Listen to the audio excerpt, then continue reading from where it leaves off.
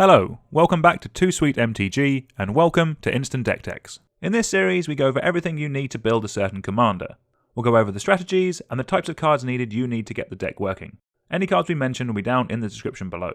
In this video, we're going to be looking at Tetsuo Imperial Champion. It is a blue, a black, and a red for a 3/3 legendary creature human samurai. It has, whenever Tetsuo Imperial Champion attacks, if it's equipped, choose one. Either it deals damage equal to the highest mana value among equipment attached to it to any target, or you may cast an instant or sorcery spell from your hand with mana value less than or equal to the highest mana value among equipment attached to Tetsuo without paying its mana cost. This is a very interesting card, and the way we're going to be building it today is a Voltron Equipment Matters deck with a spell sub-theme. What's nice about those two abilities is that as long as Tetsuo is equipped with something, that ability is never really dead. We're primarily going to be wanting to use that bottom ability to play some cool extra combat and even some extra turn spells for free. This is so we can get as many attacks with our suited up Voltron commander as possible. That top ability though does have some nice utility to it. You can give Tetsuo deathtouch, and it means it can remove a creature straight away whenever it swings. Or you can even give it infect and try and go for the 10 poison counter damage win. First up is our Equipment Matters section. Getting Tetsuo equipped with the best and shiniest equipment will be essential, so we can start swinging in and using its abilities. And by far the best place to start is with some cool and big equipment. Our first two work really nicely with that ability to deal damage to any target when it attacks. First up we have Scythe of the Wretched. This not only buffs Tetsuo, but also this lets us pick off any utility creatures and get them back into play under our control. Then, because we have an Equipment Matters commander in Grixis, we can run Unscythe Killer of Kings, which not only gives Tetsuo first strike and +3/+3, but also permanently removes a creature from the game if they die.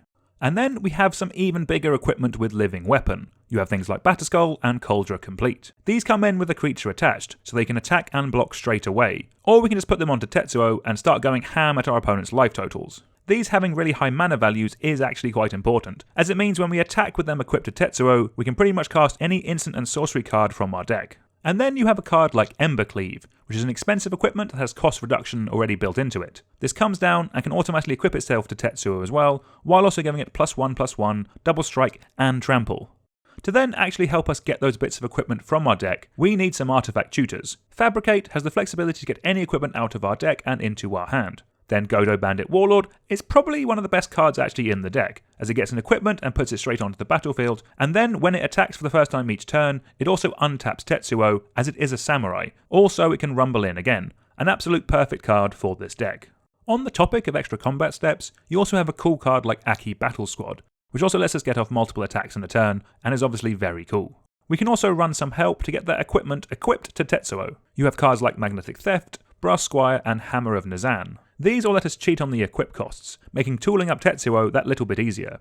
I'm also going to mention these here because I think they're just really solid cards, and that's some of the cards with Reconfigure.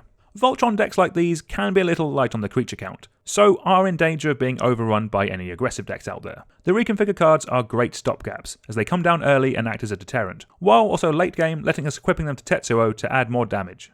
And then there's also a ton more good equipment out there that you can look at running. What's nice is that there's plenty out there to suit anyone's budget, so if any of the cards we've gone over in this section are a little pricey, these are still some solid includes that will do a great job in the deck. Next up are some Combat Matters cards, that where possible we're looking to cast with Tetsuo when it's equipped and when it's swinging. First up are some spells that give us an extra combat step. In a Voltron deck where we're trying to get to that magic 21 points of commander damage, more attacking normally means more damage. So cards like Relentless Assault, Seize the Day, Savage Beating, and World at War will do a great job of keeping the damage train rolling. We then also have Insult to Injury, the first part of which is a spell that doubles the amount of damage that we do in a turn, perfect to cast while Tetsuo is swinging through and suited up to finish off an opponent. And then we have cards like Howl of the Horde, which as we're going to be attacking a lot in this deck, means that our next instant sorcery that we cast will be doubled.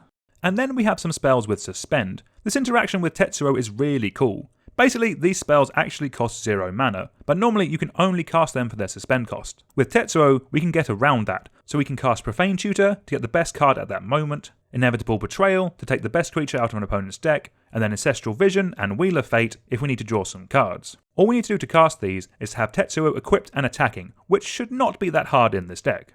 Moving on to our card draw now, and this isn't a section I'd really want to scrimp on. We'll always want to be keeping our hand as full as possible. First up is card draw on instants and sorceries. These are absolutely perfect for the deck, as they'll keep us chugging along so we can draw into our more explosive spells. Also at a pinch, we can always cast them off of Tetsuo, so we're not losing out on any of that lovely value.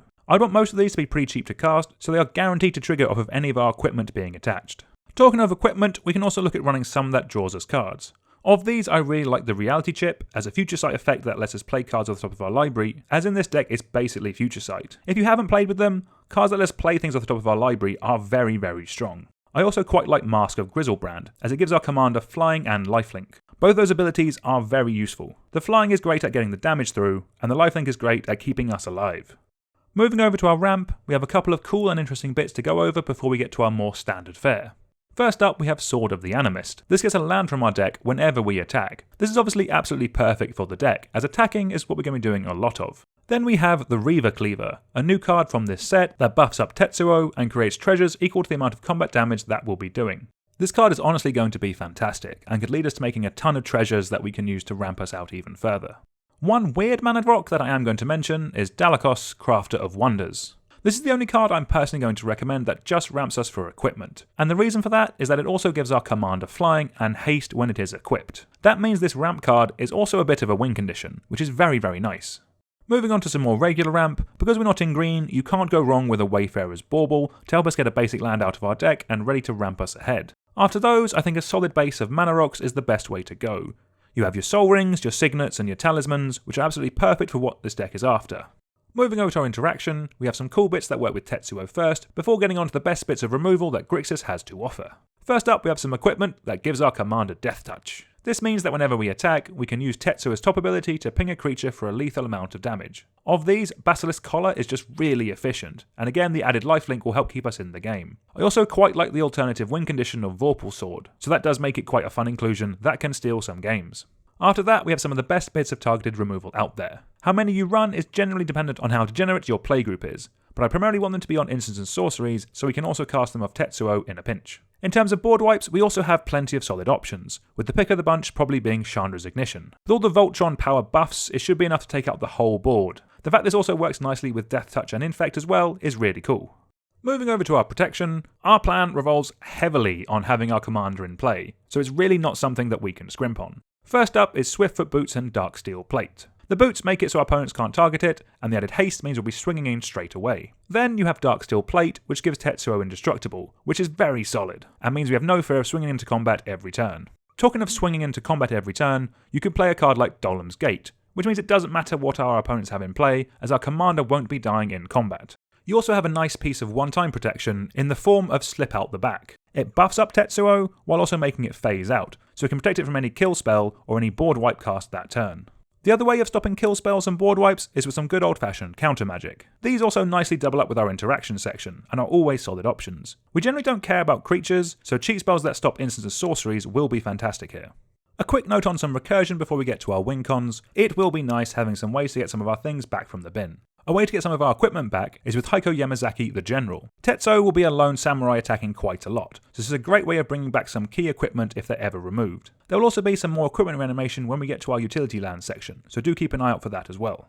Then we also might want to get some of our spells back from the bin. Then what better card to do this than with Mizzix's Mastery, as you can late game overload this and cast absolutely everything from your bin all in one go. Moving on to our win cons proper, we already know that Tetsu swinging through will be the main way that we're going to be winning, so we're looking for some ways of speeding that up even more. First up is Kedis Emberclaw Familiar, a card that means whenever we deal combat damage to an opponent, it deals that much damage to each other opponent as well. This basically multiplies the amount of damage Tetsuo does in a turn by the amount of opponents that we have. This is truly an awesome card in this deck. Then we have Grafted Exoskeleton. This means we only have to deal 10 damage in the form of poison counters to an opponent to take them out. What's also really nice is that we can use Tetsuo's ping ability to hit an opponent, which adds the amount of poison they'll take as well. For some more one-time quick death, you have cards like Team of Battle Rage that can give our commander double strike and trample, because more damage is always more damage. When you combine those with cards that make Tetsuo unblockable, it can be lights out for an opponent in the blink of an eye, with things like Artful Dodge and Slip Through Space. Then some other strong cards that you can look to run are some extra turn spells, because these are extra combat step cards, but come with the bonus that you get a whole extra turn tacked on as well. Rounding off the deck with some utility lands, we have a good little selection that we can look at. First up is Inventor's Fair. For 4 mana we can sack it and go through our deck looking for the best bit of equipment our deck has to offer. Really solid and basically free to run in the deck. Then you have Academy Ruins and Buried Ruin. These both let us bring back some artifacts from the graveyard if any of our opponents has dared mess with our equipment. We then have cards like Rogue's Passage that make Tetsuo unblockable, or a card like Shizo Death's Storehouse, which makes it pretty much unblockable. Again, helping us get that damage through. And then lastly we have Witch's Clinic, to add more chances of us giving Tetsuo some lifelink and keep us in the game that little bit longer. The rest of your mana base will be very dependent on what you have available to you. We've recently released a video with some advice on building a deck with a budget mana base, which might be of help. Until next time, please like, share and subscribe, and let us know down in the comments if there are any commanders you'd like to see a deck tech on. Thank you very much for watching.